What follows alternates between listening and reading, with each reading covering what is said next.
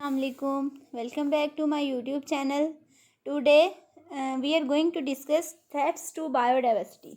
यानी बायोडाइवर्सिटी जो है उसको कौन कौन से खतरात लाहक हैं। तो उसमें से हम सबसे पहले दो चीज़ों को डिस्कस करेंगे, हैबिटेट लॉस को और इंट्रोड्यूस्ड स्पीशीज़ को। इसमें हम सबसे पहले बात करेंगे हैबिटेट लॉस की। हैबिटेट लॉस एक्चुअली है क्या? फॉर एग्जांपल देखिए ना, एक स्पीशीज़ जो है वो एक स्पेसिफिक प्लेस पे रहती है। अगर किसी वजह से उसका वो इन्वायरमेंट जो है वो डिस्टर्ब हो जाता है, ठीक हो गया, और कोई और इन्वायरमेंट उसके लिए अवेलेबल भी नहीं होता, कोई और स्पेस उसके लिए प्रेजेंट नहीं है, तो वो स्पीशीज़ के लिए क्या होगा कि उसका हैबिटेट जो है वो उसका लॉस हो गया है और उस स्पीशीज़ की एक्सटिंक्शन भी हो सकती है। अच्छा, अब देखें हैबिटेट जो लॉस है ना, उसकी सबसे बड़ी वजह क्या है? ह्यूमन अल्ट्रेशन, यानी ह्यूमन ने क्या किया है कि उन्होंने स्पेसिफिक हैबिटेट को किसी ना किसी तरीके से चेंज कर दिया है। जैसे देखें ना, कहीं पे फॉरेस्ट है तो उनको काट के उन्होंने कह लें कि ग्रास लैंड में या डेजर्ट वगैरह में कन्वर्ट कर दिया है।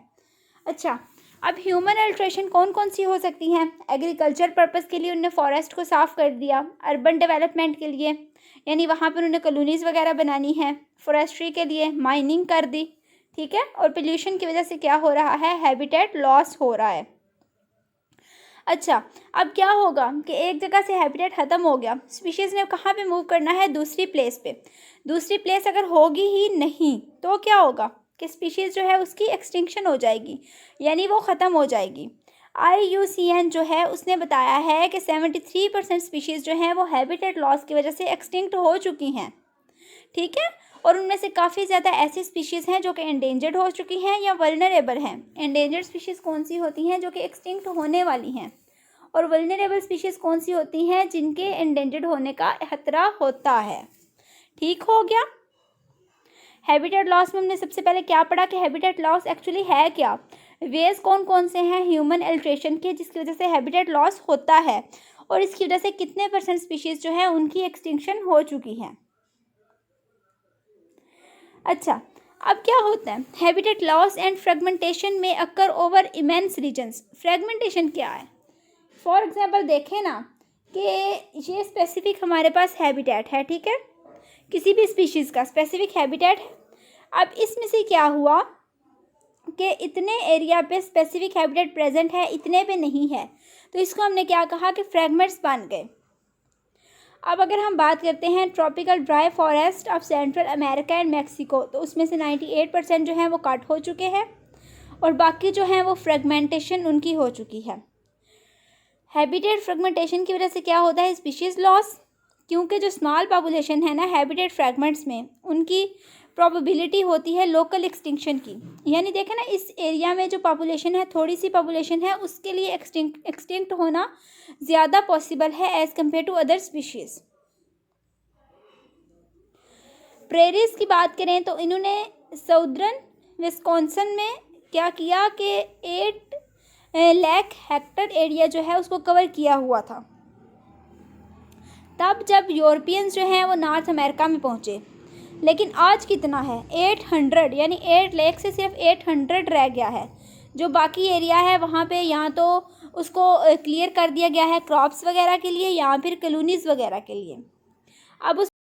अब एक सर्वे किया गया था 1948 से 1954 की ड्यूरेशन के दौरान और 1987 से 1988 की ड्यूरेशन के दौरान, तो हमें पता चला था कि 8 से 60% प्लांट स्पीशीज़ जो हैं वो एक्सटिंक्ट जो हैं वो हो चुकी हैं। हैबिटेट लॉस जो है वो एक्वेटिक स्पीशीज़ के लिए भी बहुत ज़्यादा नुकसानदेह है, जैसा वो टेरेस्ट्रियल के लिए है, ठीक है। कोरल रीफ्स की अगर हम बात करें, वो कवर करते हैं बहुत ज़्यादा स्पीशीज़ को, फ़िश की स्पीशीज़ के लिए हैबिटेट हैं। अब जितने भी कोरल रीफ्स हैं ना, इनमें से 70% जो हैं वो एक्सटिंक्ट हो चुके हैं, यानी कह लें कि हैबिटेट उनका लॉस हो चुका है। कैसे? Due to human activities. At the current rate of destruction 40 to 50% of reef. अच्छा, अब 40 to 50% जो हैं वो डिसअपेयर हो जाएंगे अगले 30 से 40 सालों में। फ्रेश वाटर हैबिटेट्स भी इसी तरह ख़त्म हो रहे हैं। ठीक हो गया। अच्छा, अब क्या है कि अगर हम मोबाइल रिवर बेसिन की बात करें साउथ ईस्टर्न यूनाइटेड स्टेट्स में, तो वहाँ पे क्या हुआ है कि डैम्स और लॉक्स जो है वो बिल्ट हुए हैं, ठीक है, बने हैं। तो उसकी वजह से भी बहुत ज़्यादा इफ़ेक्ट हुआ है एक्वेटिक डाइवर्सिटी को। इसके अलावा हमने पानी से जो बिजली पैदा की है उसकी वजह से भी स्पीशीज़ को बहुत ज़्यादा लॉस हुआ है। इसके अलावा शिप्स वगैरह जो जाते हैं वो भी हैबिटेट लॉस का बायस बनते हैं। यानी हम ह्यूमन एक्टिविटीज़ ने जो है वो हैबिटेट को एक्चुअली डिस्ट्रॉय कर दिया है। इसके बाद नेक्स्ट है इंट्रोड्यूस्ड स्पीशीज़। पहले हम हैबिटेट लॉस के पॉइंट्स को ज़रा रिवाइज़ कर लेते हैं। सबसे पहले हमने क्या पढ़ा कि हैबिटेट लॉस एक्चुअली है क्या। उसके बाद हमने बात की कि ह्यूमन इल्ट्रेशन के वेज कौन कौन से हैं। उसके बाद हमने बात की कि जितनी भी प्लांट स्पीशीज़ वगैरह हैं वो एक्सटिंक्ट हो चुकी हैं। ठीक हो गया। उसके बाद प्रेरिस की बात की हमने। उसके बाद हमने एक्वेटिक डाइवर्सिटी की बात की। उसमें हमने बताया कि कोरल रीफ्स स्पेसिफिकली, ठीक है, वो एक्सटिंक्ट हो रहे हैं। अब हम बात करेंगे इंट्रोड्यूस्ड स्पीशीज़ की। इंट्रोड्यूस्ड स्पीशीज़ का एक और नाम भी है, क्या? Exotic species. ये कौन सी स्पीशीज़ होती हैं? जो अपनी नेटिव प्लेस पे नहीं है, यानी ह्यूमंस उनको उनकी नेटिव प्लेस पे, यानी जो उनका एक्चुअल हैबिटेट है वहाँ से किसी ऐसे एरिया में ले गए हैं जो उनका रीजन नहीं है, यानी न्यू जियोग्राफिकल रीजन में ले गए हैं।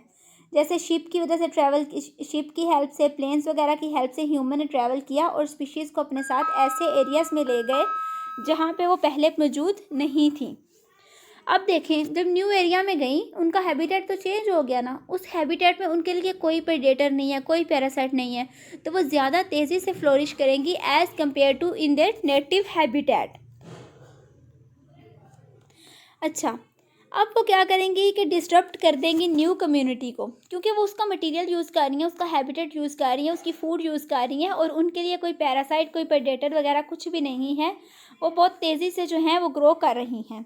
यहाँ पे एक एग्जांपल है ब्राउन ट्री स्नेक की। उनको इंट्रोड्यूस कराया गया था आइलैंड ऑफ गॉम में, ठीक है। अच्छा, उससे क्या हुआ कि 12 स्पीशीज़ ऑफ बर्ड्स और 6 स्पीशीज़ ऑफ लिजर्ड्स जो कि स्नेक खाता था वो एक्सटिंक्ट हो गई गॉम में, ठीक है। इसके अलावा जो ज़ेब्रा मसल है, फिल्टर फीडिंग मोलस्क है, ठीक है, उसको इंट्रोड्यूस कराया गया था नॉर्थ अमेरिका में 1988 में, और वो भी एंडेंजर्ड स्पीशीज़ थी उस एरिया की।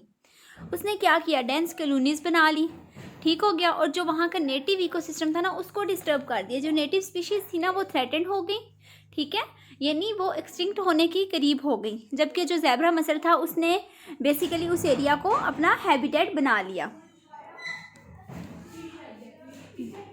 अच्छा, उसके बाद हम बात करेंगे कि जो इंट्रोड्यूस स्पीशीज़ होती हैं वो उनके जो बेसिकली कह लें कि जो उनको इंट्रोड्यूस कराने का मकसद होता है वो तो अच्छा होता है, लेकिन उसके इफ़ेक्ट्स जो होते हैं वो बेसिकली हार्मफुल होते हैं, क्योंकि स्पीशीज़ एक्सटिंक्शन हो जाती है।